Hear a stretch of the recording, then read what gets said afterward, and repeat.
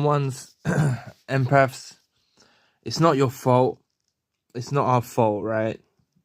But you have to understand that we built the narcissist up so highly, we created a monster. We created a real issue. When they first met us, they knew they weren't at our level, but we allowed them in. And when we allowed them in, that made them raise degrees. They started to feel more important, say. They still felt beneath us, but they felt like they was winning a bit, like they was getting on top a bit, right? And as the relationship played out, you know, we supplied them with love, emotions, truth, transparency, loyalty, care. And all of this was like a ticking time bomb.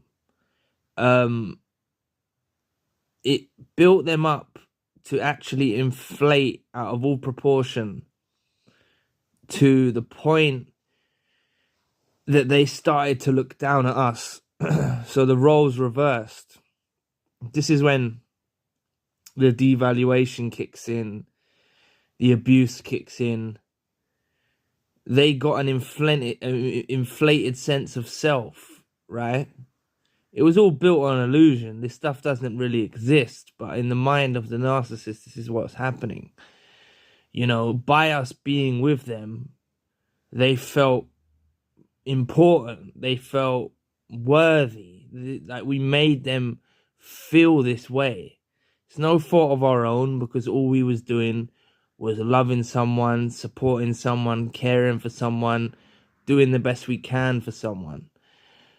But this was actually blowing them out of all proportion. So they began to get the leverage of it as if they were looking down at us now, you know?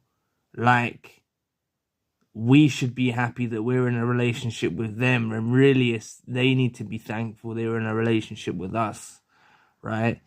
And they began to look down at us, devalue us, abuse us. And this is basically the byproduct of love. The byproduct of love and care, empathy, support, loyalty, truth, all of the good traits that we provided towards them.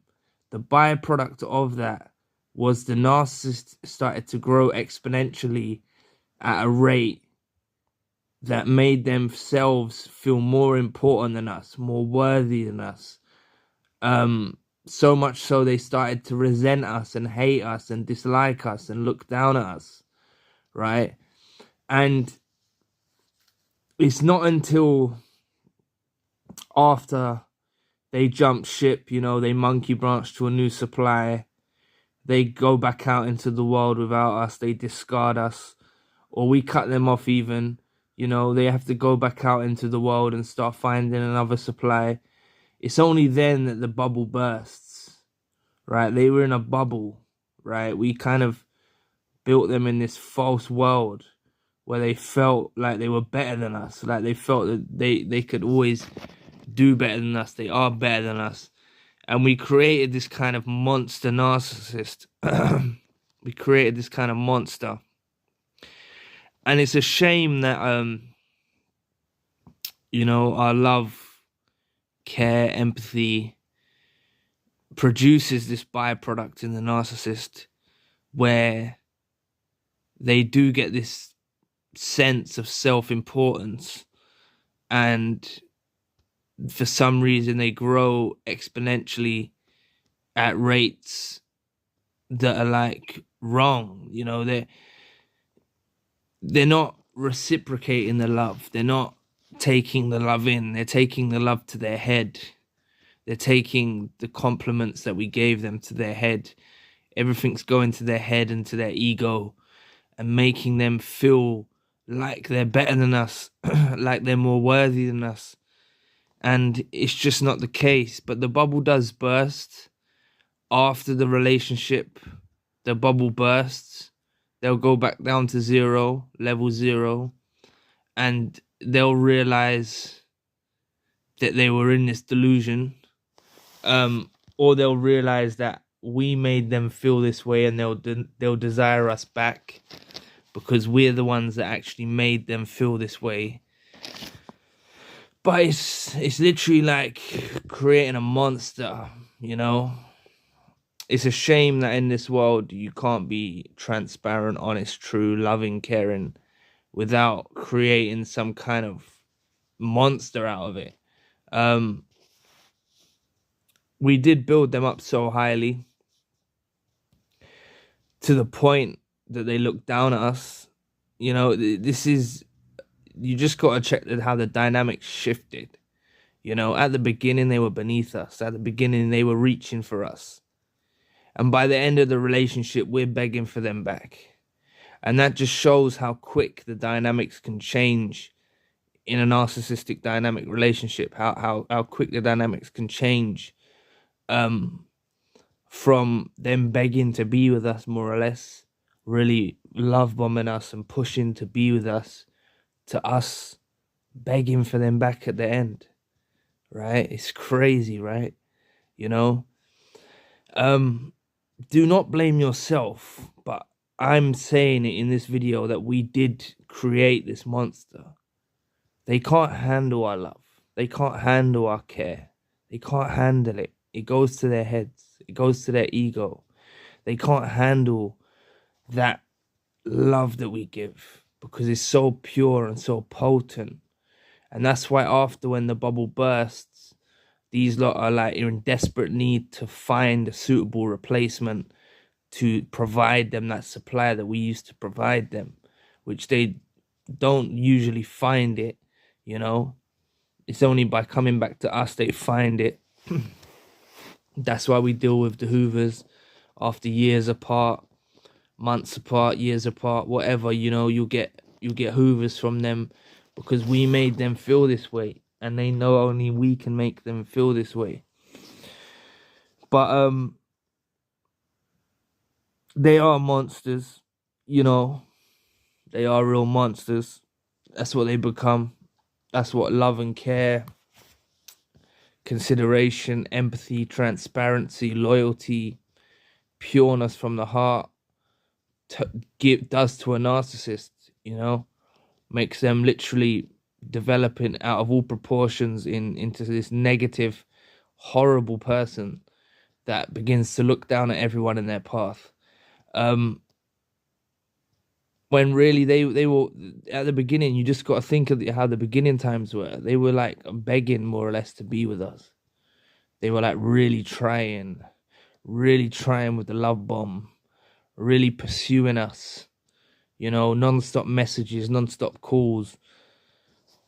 Then it comes to the end and it's the total opposite. So we got to make sure that we don't give praise to people that are not deserving of praise, right? Because these lot weren't deserving of the praise. They weren't deserving of our love. They weren't deserving of our care. They weren't deserving of none of that. They weren't deserving of none of that at all. And we can't take it back now, but we can fashion ourselves in a way for our future that doesn't allow them back in. At least that's the least we can do. We can make sure that they are not able to get back into our world. We don't let them back in our world. That's the best we can do. And just know that this bubble has burst now. This false sense, this false reality that they were in, that we built them up in, it bursts after they're with us. The new person doesn't treat them the same way. The new person doesn't provide them the supply that we used to provide.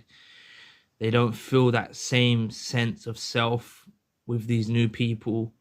This is why they regret leaving us. They go through deep regret. They go through deep pain.